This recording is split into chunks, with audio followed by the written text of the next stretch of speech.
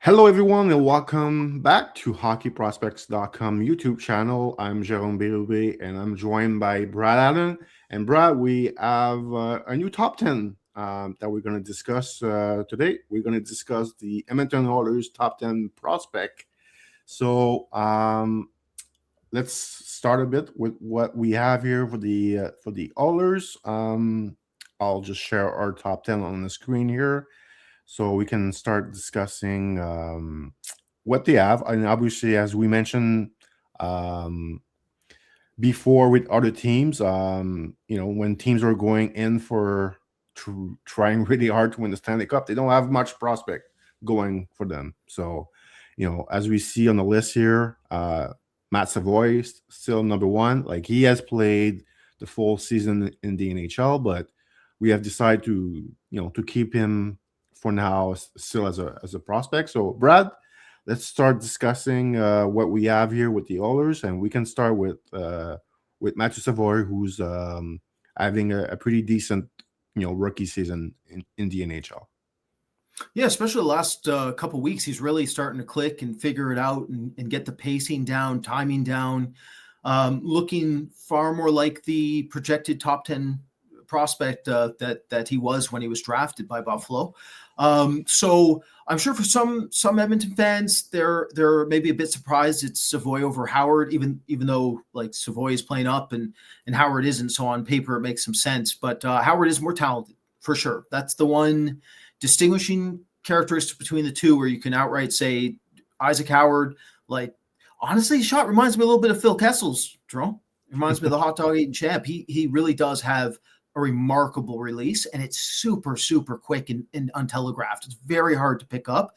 So in terms of scoring rates in the future, we do think Howard's going to score more goals, but we think Savoie is better. And the reason why is that Savoie, quote unquote, gets it. He has a higher energy to him, better 200-foot game. He's more relentless, more fearless, and that pace and energy he brings, Howard doesn't. Where Howard, he can be invisible for longer stretches, as I'm sure, again, most of you Edmonton fans have seen. When he's not scoring, what is he? He's kind of useless. When Savoie's not scoring, he still brings something to the table. And that's very important for his translation. Also, Savoie, I'm sure some of you have seen it by now, sneaky strong for a player that size. Like, not all players are equivalent in their power or strength at 5'10", and he might be a bit smaller, but he has the strength of somebody who's usually 6'2". Like, I remember in the Dub Drome in his draft year, we saw some plays from him where he was even at a disadvantage in board battle sequences against older, stronger, bigger defensemen, and he destroyed them. He was very, very impressive. Like, the kid can really hold. He's got real static strength to him and some power. So that's another distinguishing trait over Howard, where Howard, he might be a slightly heavier and bigger, but he doesn't have the dog that Savoie has in him. So that's, I think, the main reason we'd have Savoie ranked over Howard. The other reason you mentioned here, Jerome, off air, but we'll bring it on air, which is that Howard is basically, like, he's either going to put in 40, 50 points a season, give you 25, 30 goals, or he's not playing. Like, there is bust potential here, where he might end up a star in the SHL or Switzerland or wherever he decides to go if the NHL doesn't work out long term. Yeah. What did you think of both, Jerome, in their draft seasons? What do you think about their development? Well, I'm going to mention something about Howard that that I remember when he first started playing college hockey, it was really difficult for him. Like, his freshman year at Minnesota Duluth, really, really tough. And then, it was that hard that he changed school. So he went play at Michigan State after that.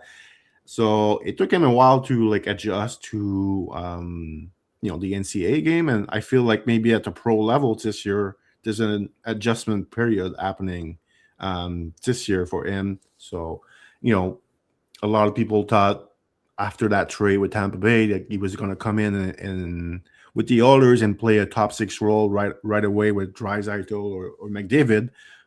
That's been the opposite. That it has not really, he has not been good at the NHL level so far. But it might be if you're a bit patient with him, like, he's gonna figure things out like he did in college. So we'll see. But as you mentioned, like Howard, there's a higher chance of him being a bust than Savoie, because as you mentioned, Savoie can be useful for a team if he's not scoring.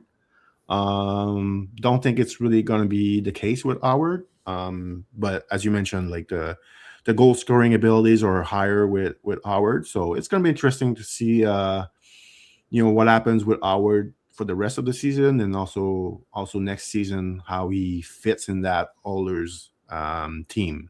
They're trying to win the cup, right? So um, how much patient is the Edmonton staff going to be with him, because they need some guys to really perform, because they don't want to lose McDavid in 3 years, right? So those young players, they need to get the job done, but at the same time you have to be patient with them. So it's a kind of a weird dynamic, I think, that you have with the Oilers, and they don't have a lot of young players. Savoie is one, Howard is one, but they don't have much else, that will really challenge for a roster spot. Maybe Berezkin, maybe if he comes over at some point, maybe he could challenge. But like the others, they don't have a lot, So it's really Savoie and Howard up front, really, that are going to be real option for the Oilers. And Savoie, I think, slowly but surely is proving himself at the NHL level. As you mentioned, like the last few weeks has been his best hockey of the season. So yeah. Maybe Brad, we move to.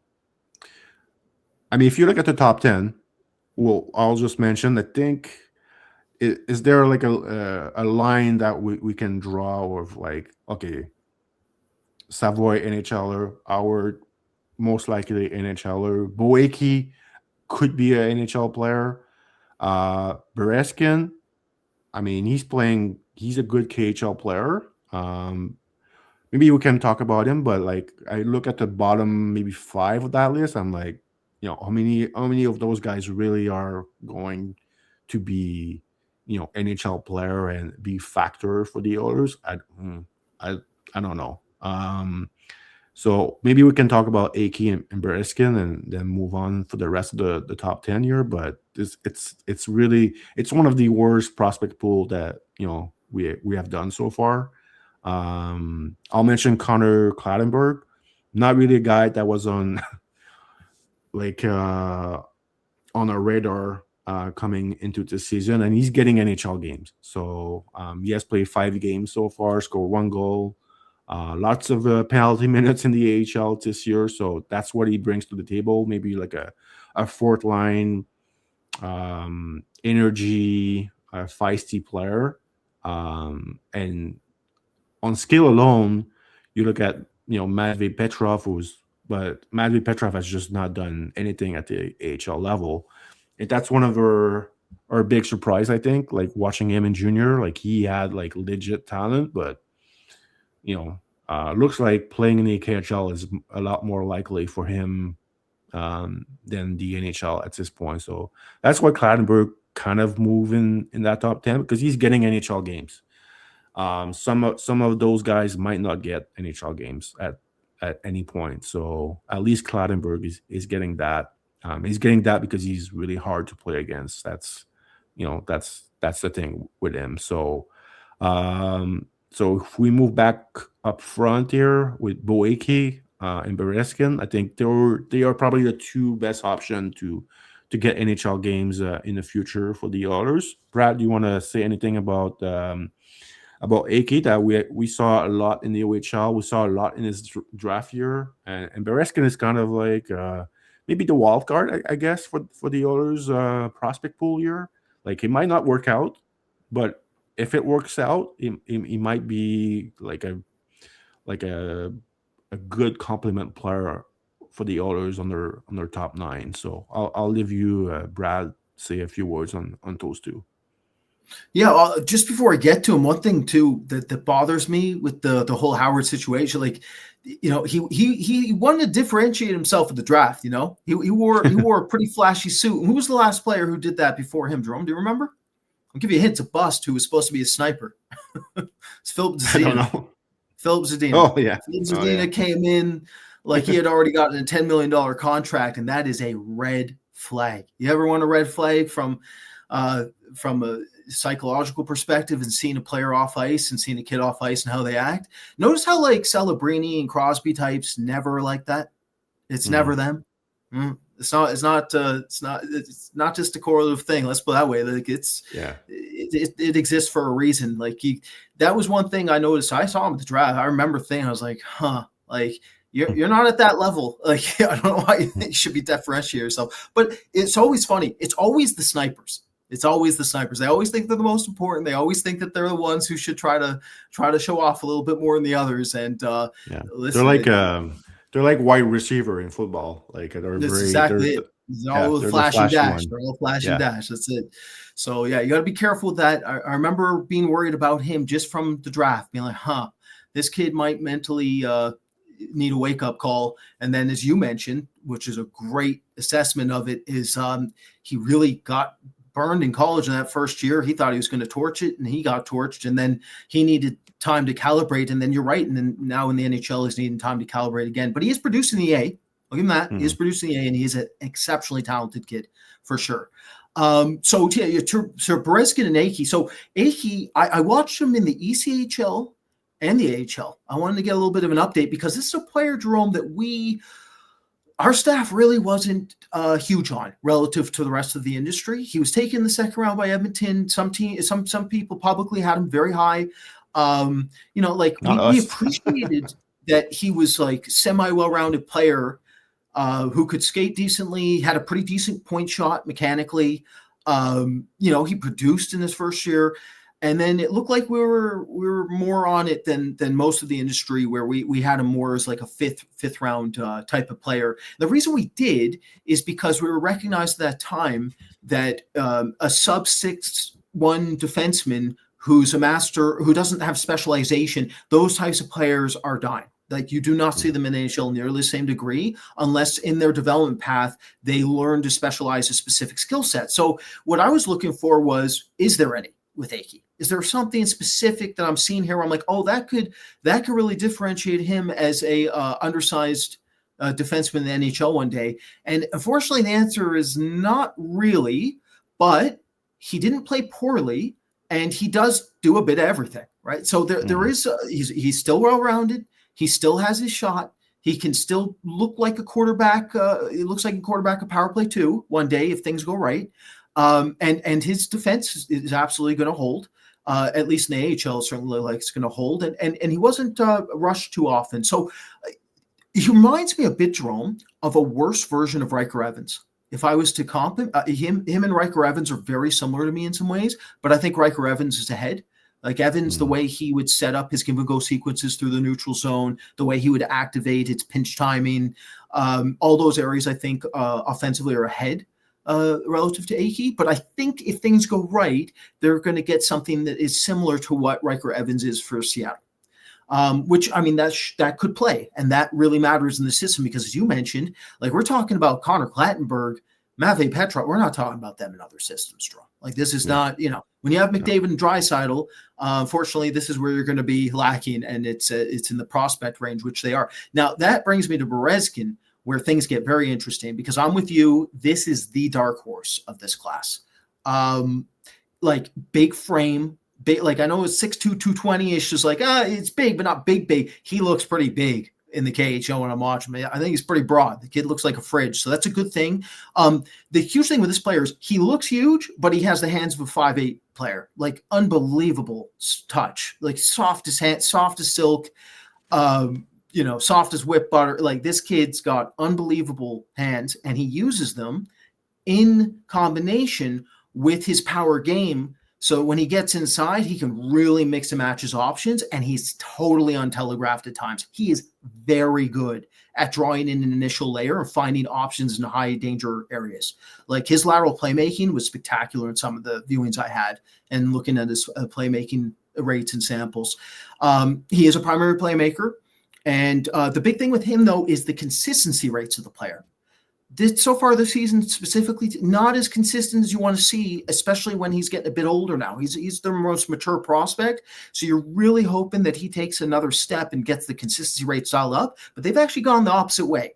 So that's one thing for Edmonton staff, for us to look at, where it's like you need him to go in the direction where he can really peak more often than we've seen, because if he is that, then he can play. He'll be a top 9 complement that's extremely useful for a line, because he makes his teammates better in multiple ways, and that's not what Howard does, right? And then Berezkin can do that, so that really brings more value there if things hit. And that brings us to another power play maker, Jerome, David Lewandowski, who up and down, we're up, especially myself. Yeah. I was very up and down with this player. There are some performances where I'm like, Jerome, this looks like a awesome, streamlined, 200-foot power playmaker that you put on a forecheck and cause havoc. And, the problem with this player is the talent level is not exceptional. Handling rates are all over the map, and he can't shoot a puck. He basically, to give everyone an idea, like he can't make angular adjustments. He can't bypass triangles with a shot. Can't really place his shot properly off a catch and release with his wrist shot. He can't do that either. So he's really more of like a snap shooter and a placement snap shooter. And placement snap shooters, unless they are like world class at that specific skill, means they're not going to be scoring much, and that's what's happened. So you're looking at the playmaking and handling rates. I think his entire career is predicated off his first 3 steps getting quicker, way more powerful out of the gate, cleaner out of the gate, and then the playmaking and handling combination needs to go up one more level, and then he might be a Berezkin replacement, essentially, if that holds. Now, he is nowhere near as talented, though. I want to make that stage. Berezkin is a vastly more talented player than Lewandowski, which is why we have him ahead. And you mentioned, where's the cutoff point where we're really reaching? I think it's 4. Like the top 4 really have a chance, and obviously Savoie is going to make it here, I think, long term, where after that you're really just hoping that one can hit for you. That's what you're hoping for in the system. What did you see from Quinn Hudson, Jerome? Because I know you saw him live there. Yeah, I mean, I got to see him play when he was at Boston U, when he was playing with his brother Lane, playing with Macklin Silbrini. So I saw them like a few games, 2 live game like a few years ago during Silbrini draft year. Like I went to Vermont at the arena there at the Gut. He's really talented. Like there's never been any type of hype going with him. It's funny because like you look at Lane, you look at Cole, they're like pretty like amazing defensemen. But Quinn never but he has never got any much of hype. Maybe like his just before signing with the Edmonton, that's when he got a bit some hype as a free agent. But he has talent. He's a point per game player this year. He produced a lot in college too. Very good on the power play. He's getting a lot of points on the power play. So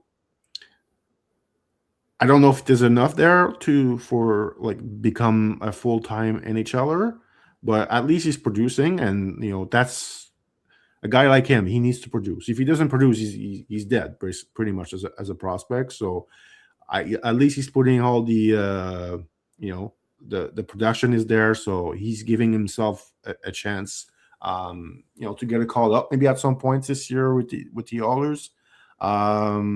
But as you mentioned, like after the top 4, very unlikely I think any of them will become like full-time NHLer. Maybe Cloudenberg is the one, just because he's like very physical and he finds like a role as a 4th line,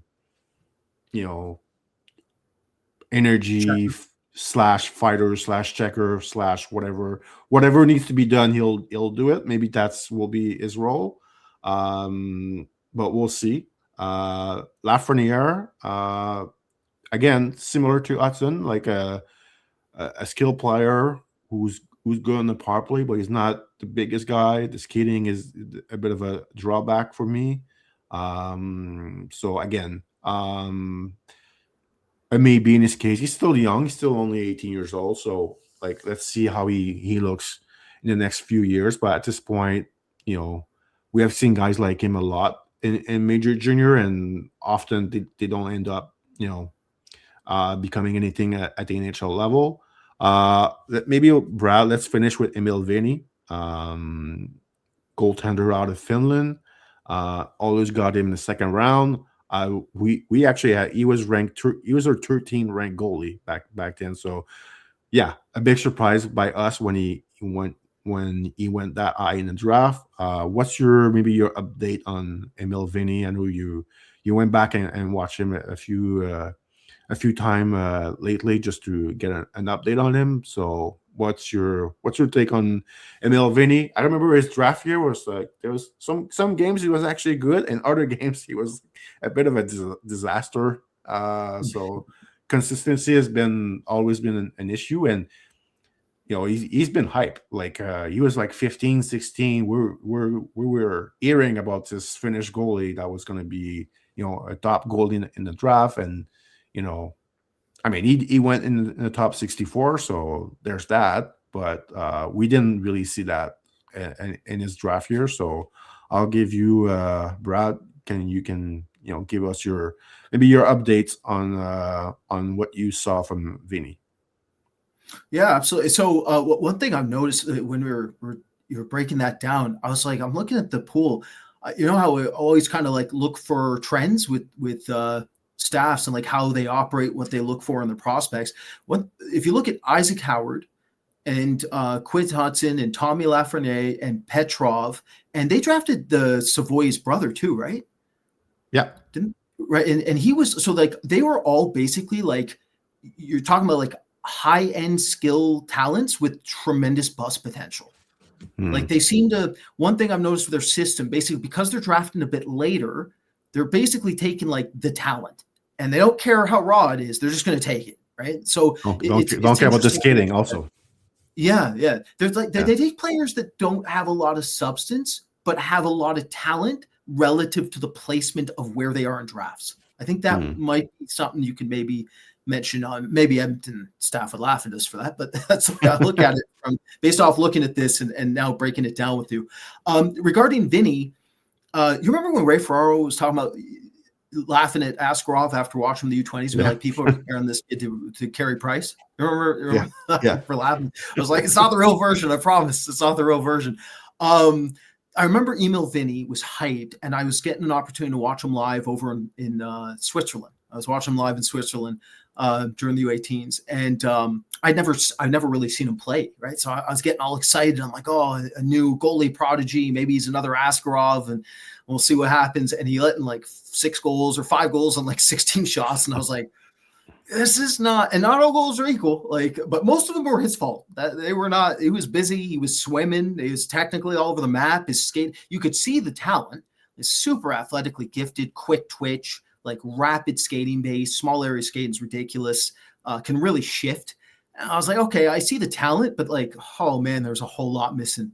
So I remember thinking, I was like, this is going to be a very interesting goalie to monitor. And then, the thing with goalie development is, you can get goalies who accelerate, and then they die down. I can't remember off the top of my head, Jerome.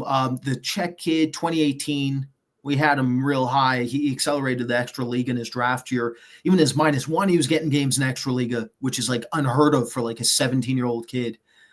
Oh, I can't remember his name off the top of my head. 2018 draft. But my point is, Emil Vinny's had a similar curve, and now is similarly flatlined, very similarly flatlined. The problem with Vinny is that he is unbelievably mentally inconsistent, and he always has been.